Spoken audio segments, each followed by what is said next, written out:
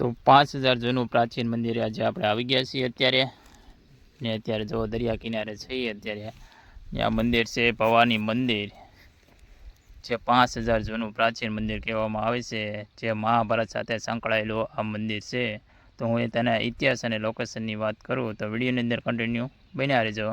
એ વિડીયોની અંદર પહેલી વાર આવ્યો હોય તો લાઇક શેર અને સબસ્ક્રાઈબ કરતા રહેજો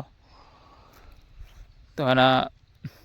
લોકેશનની વાત કરું તો ભાવનગર જિલ્લો ને તાલુકો મહુવાથી 6 કિલોમીટર આ ભવાની મંદિર આવેલું છે ને આના ઇતિહાસ વિશે કે જે આના ઇતિહાસ તો અહીંયા ભવાની માતા દિવસની અંદર 3 સ્વરૂપ બદલે છે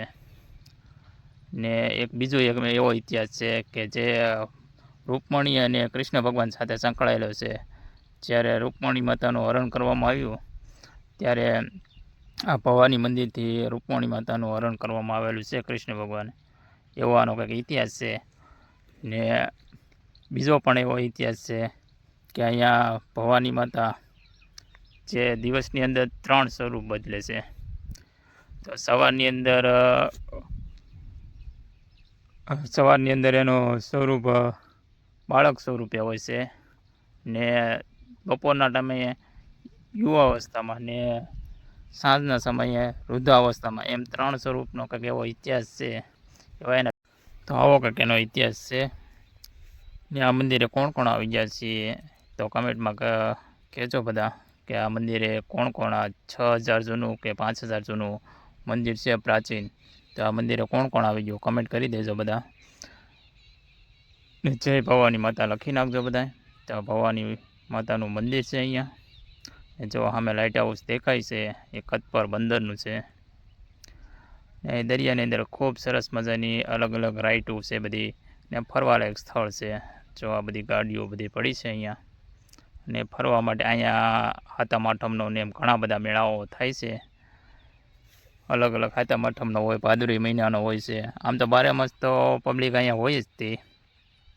મેળાનું મહત્ત્વ વધુ હોય છે મેળો હોય છે પૂનમ હોય છે એવું હોય અલગ અલગ પરબ હોય છે ત્યારે ખૂબ પબ્લિક અહીંયા દરિયા કિનારે પુષ્કળ પબ્લિક આવે છે અહીંયા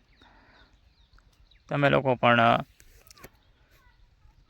આ દરિયાની મુલાકાત લેજો અવશ્ય ખૂબ સરસ મજાની જગ્યા છે અહીંયા ને રહસ્યમય છે જો તમારે 3 સ્વરૂપની અંદર તમારે દર્શન કરવા હોય તો આખો દિવસ રહેવું પડે છે સવારે બપોરે ને સાંજે જે ભાગશાળી હોય એને 3 સ્વરૂપે દર્શન થાય છે અહીંયા ને હકીકતની અંદર આ ઘણા લોકોને દર્શન થયા છે તો તમે પણ ભાગશાળી હશો તો તમને લોકોને પણ દર્શન થશે અવશ્ય તો ચાલો હવે જઈએ આપણે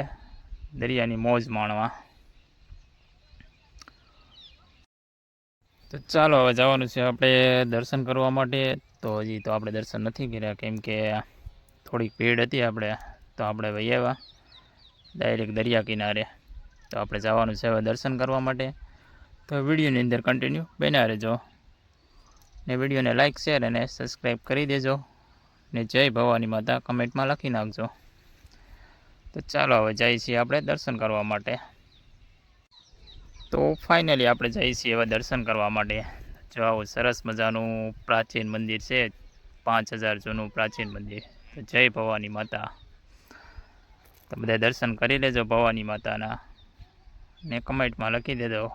જય ભવાનીમાં તો મુખ્ય દ્વાર ભવાની જવાનો દ્વાર છે આ તો ચાલો હવે જઈએ મંદિરે તો જો મંદિરે આપણે પહોંચી ગયા છીએ અત્યારે હવે દર્શન કરવા જવાનું છે તો ચાલો હવે જઈએ દર્શન કરવા માટે તો બધા દર્શન કરી લેજો ભવાની માતાના આ છે મુખ્ય દ્વાર જય ભવાની માતા તો દર્શન તો આપણે કરી લીધા અને હવે વિડીયો ઘણો લાંબો થઈ જાય તો વિડીયોને એન્ડ કરીશું મળીશું નવા બ્લોગની અંદર ત્યાં સુધી બાય.